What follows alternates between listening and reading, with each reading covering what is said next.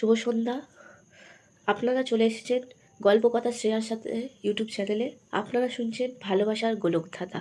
চলুন জেনে নেওয়া যাক পরবর্তী পর্ব 9। পায়েল রিয়া ও আবিরের দিকে তাকিয়ে বলতে শুরু করলো, আমার সাথে প্রথম দেখা হয় 1 বছর আগে ভোটের সময়। কলেজে যাচ্ছিলাম, তখন দেখি একজন আহত হয়ে পড়ে আছে রাস্তায়। তখন তাকে নিয়ে আমি হসপিটালে যাই এবং এমার্জেন্সিতে ভর্তি করি। তারপর আমি সেখান থেকে চলে যাই। তারপরে আমার আর দেখা হয়নি তার সাথে। 2 মাস পরে আমি বাজার যাচ্ছিলাম। তখন আবার আমার হাতে থাকা জিনিসপত্রগুলো নিয়ে ছিলাম আমি। হঠাৎ করে একটা রাস্তা দিয়ে বাইক এসে আমাকে ধাক্কা দেয়। ধাক্কা দেওয়াতে আমার হাতে থাকা সমস্ত জিনিসপত্র মাটিতে পড়ে যায়। সেই জিনিসগুলো আমি তুলতে এতটাই মগ্ন হয়ে যায় যে কখন আমি রাস্তার মাঝে চলে আসি সেটাই খেয়াল করিনি। তখন একজন আমার হাত ধরে রাস্তা থেকে সরিয়ে আমাকে বকাবকি শুরু করে, আপনি কি চোখে দেখতে পান না? এখনই তো গাড়ির তলে পড়ে মারা যেতেন। মরার কি খুব শখ হয়েছে নাকি? মরবেন তো অন্য জায়গায় গিয়ে মরুন, এরকম রাস্তায় মরে রাস্তা ব্লক করার কি দরকার? তখন আমি বকাবকি করছে দেখে অসহ্য হয়ে বলে উঠলাম, ওই বাইক চালকটাই তো আমাকে ধাক্কা দিল, তাই তো আমি সব কিছু তুলছিলাম, আর তুলতে গিয়ে গাড়ি আসছে সেটা খেয়াল করতে পারিনি। এতক্ষণ ঝগড়ার জন্য খেয়াল না করলেও এতক্ষণে আমি খেয়াল করি কেন জানি না এই ছেলেটাকে চেনা চেনা লাগছে।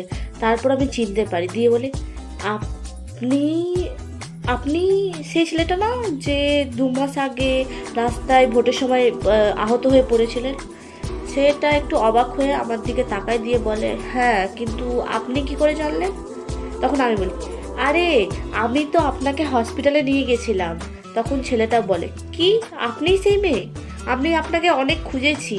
By the way, thank you, nice to meet you, my self Rudra, আপনার নামটা কি জানতে পারি? তখন আমি বলি, হ্যাঁ, আমার নাম Payel, nice to meet you. তখন ছেলেটা বলে, কিছু যদি মনে না করেন তাহলে একটা কথা বলবো? তখন আমি বলি, হ্যাঁ বলুন। আবার আপনার সাথে কখন দেখা হবে সেটা তো জানি না, তো এখন যদি আমার সাথে একটু রেস্টুরেন্টটাতে সামনে যেতেন তাহলে খুব ভালো হতো। তখন আপনি আমাকে বাঁচিয়েছিলেন, তার ট্রিট দেওয়া হয়নি।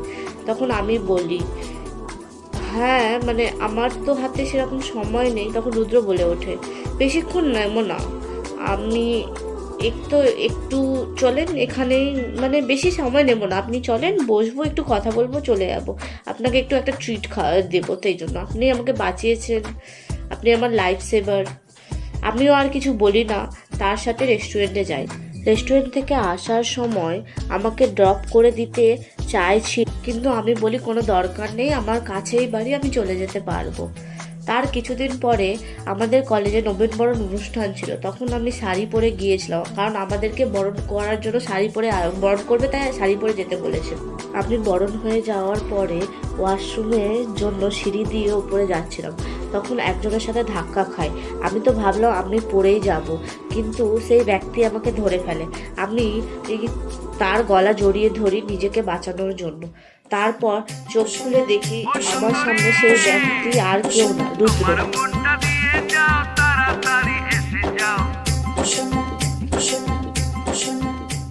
রুদ্র আমাকে সোজা করে দাঁড় করে, তারপর বলে, আরে পায়েল যে, চিনতে পারছেন আমাকে? হ্যাঁ, চিনতে পেরেছি। রুদ্র বলে, তুমি কি এই কলেজে পড়ো? তখন আমি বলি, হ্যাঁ, আজ আমাদের নবীনবরণ ছিল। রুদ্র বলে, oh, nice to meet you again junior. আমি বলি একটু হেসে, nice to meet you again senior. তারপর আমাদের মধ্যেই দেখা হতো, লাইব্রেরিতে, বারান্দায় বা মাঠে। কিন্তু আমি সত্যি বলছি রিয়া, আমি জানতাম না যে রুদ্র এইসব কাজও জড়িয়ে আছে। আমি তো তাকে সাধারণ একটা জুনিয়র কলেজ পড়ুয়া স্টুডেন্ট ভেবেছিলাম। আমি তো আজকে জানতে পেরেছি তোর হাতে প্রমাণ দেখে। তারপর আবারও বলতে লাগে রিয়া।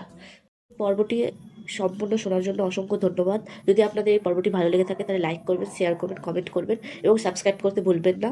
আর এর পরবর্তী পর্ব চলে আসবে এই চ্যানেলে, তার জন্য অপেক্ষা করুন। শুভরাত্রি।